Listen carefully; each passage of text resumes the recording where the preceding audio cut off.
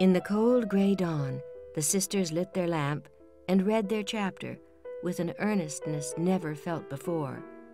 For now the shadow of a real trouble had come.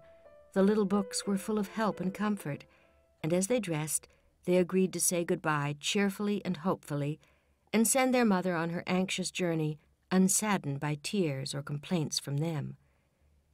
Everything seemed very strange when they went down, so dim and still outside, so full of light and bustle within. Breakfast at that early hour seemed odd, and even Hannah's familiar face looked unnatural as she flew about her kitchen with her nightcap on.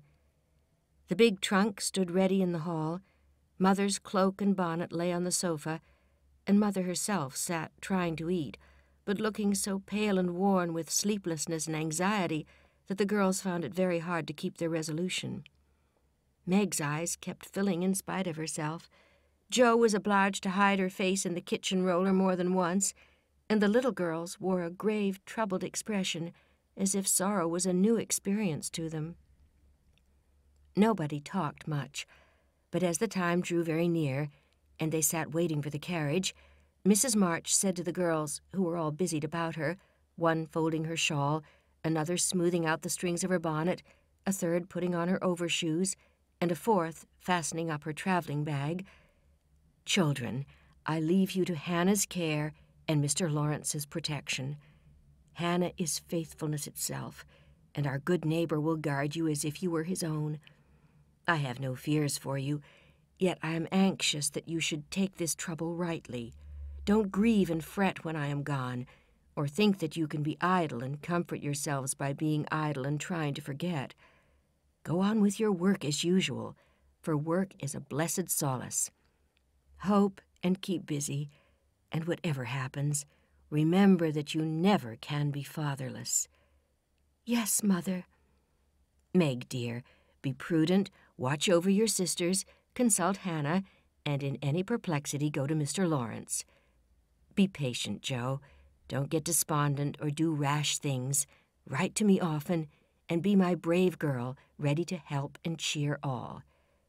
Beth, comfort yourself with your music, and be faithful to the little home duties. And you, Amy, help all you can, be obedient, and keep Happy safe at home." "We will, Mother, we will."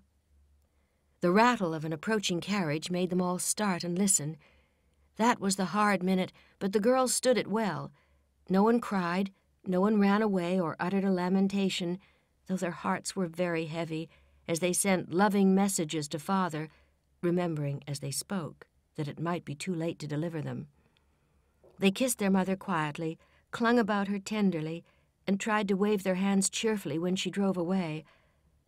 Laurie and his grandfather came over to see her off, and Mr. Brooke looked so strong and sensible and kind that the girls christened him Mr. Greatheart on the spot. "Goodbye, my darlings. God bless and keep us all," whispered Mrs. March, as she kissed one dear little face after the other and hurried into the carriage. As she rolled away, the sun came out, and looking back, she saw it shining on the group at the gate like a good omen.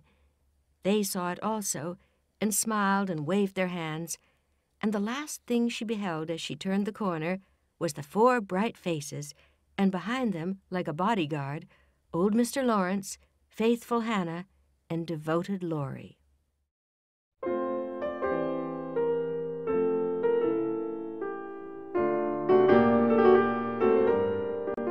For a week, the amount of virtue in the old house would have supplied the neighborhood.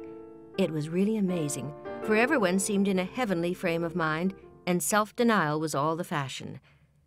Relieved of their first anxiety about their father, the girls insensibly relaxed their praiseworthy efforts a little, and began to fall back into old ways. Jo caught a bad cold through neglect to cover the shorn head enough, and was ordered to stay at home till she was better, for Aunt March didn't like to hear people read with colds in their heads. Jo liked this, and after an energetic rummage from garret to cellar, subsided on the sofa to nurse her cold with arsenicum and books. Amy found that housework and art did not go well together, and returned to her mud pies.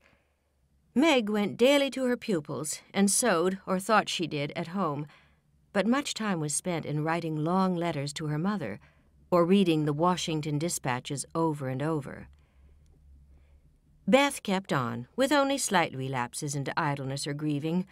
All the little duties were faithfully done each day, and many of her sisters also, for they were forgetful, and the house seemed like a clock whose pendulum was gone a-visiting. When her heart got heavy with longings for mother or fears for father, she went away into a certain closet, hid her face in the folds of a dear old gown, and made her little moan and prayed her little prayer quietly by herself. Nobody knew what cheered her up after a sober fit, but everyone felt how sweet and helpful Beth was, and fell into a way of going to her for comfort or advice in their small affairs. "Meg, I wish you'd go and see the Hummels. You know Mother told us not to forget them," said Beth, 10 days after Mrs. March's departure. "I'm too tired to go this afternoon," replied Meg, rocking comfortably as she sewed. "Can't you, Joe?" asked Beth. "Too stormy for me with my cold." "I thought it was almost well." "It's well enough for me to go out with Laurie, but not well enough to go to the Hummels," said Joe, laughing, but looking a little ashamed of her inconsistency. "Why don't you go yourself?" asked Meg. "I have been every day, but the baby is sick, and I don't know what to do for it. Mrs. Hummel goes away to work, and Lottchen takes care of it, but it gets sicker and sicker, and I think you or Hannah ought to go." Beth spoke earnestly, and Meg promised she would go tomorrow. "Ask Hannah for some nice little mess and take it round, Beth. The air will do you good," said Joe, adding apologetically, "I'd go, but I want to finish my writing." "My head aches, and I'm tired, so I thought maybe some of you would go," said Beth. "Amy will be in presently, and she will run down for us," suggested Meg. So Beth lay down on the sofa, the others returned to their work, and the Hummels were forgotten. An hour passed. Amy did not come. Meg went to her room to try on a new dress. Joe was absorbed in her story, and Hannah was sound asleep before the kitchen fire, when Beth quietly put on her hood, filled her basket with odds and ends for the poor children, and went out into the chilly air, with a heavy head and a grieved look in her patient eyes. It was late when she came back, and no one saw her creep upstairs and shut herself into her mother's room. Half an hour after, Joe went to Mother's closet for something, and there found little Beth, sitting on the medicine chest, looking very grave, with red eyes and a camphor bottle in her hand. "Christopher Columbus, what's the matter?" cried Joe, as Beth put out her hand as if to warn her off, and asked quickly, "You've had the scarlet fever, haven't you?" "Years ago, when Meg did. Why?" "Then I'll tell you. Oh, Joe, the baby's dead." "What baby?" "Mrs. Hummel's. It died in my lap before she got home," cried Beth with a sob. "My poor dear, how dreadful for you. I ought to have gone," said Joe, taking her sister in her arms as she sat down in her mother's big chair with a remorseful face. "It wasn't dreadful, Joe, only so sad. I saw in a minute it was sicker, but Lottchen said her mother had gone for a doctor, so I took baby and let Lottie rest. It seemed asleep, but all of a sudden it gave a little cry and trembled, and then lay very still. I tried to warm its feet, and Lottie gave it some milk, but it didn't stir, and I knew it was dead." "Don't cry, dear. What did you do?"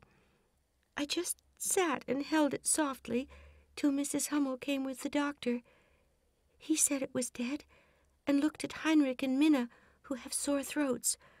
'Scarlet fever, ma'am, ought to have called me before,' he said crossly. Mrs. Hummel told him she was poor and had tried to cure baby herself, but now it was too late, and she could only ask him to help the others and trust to charity for his pay. He smiled then and was kinder, but it was very sad, and I cried with them till he turned round all of a sudden and told me to go home and take belladonna right away, or I'd have the fever." "If Mother was only at home!" exclaimed Joe, feeling that Washington was an immense way off. "I'll call Hannah. She knows all about sickness." Don't let Amy come.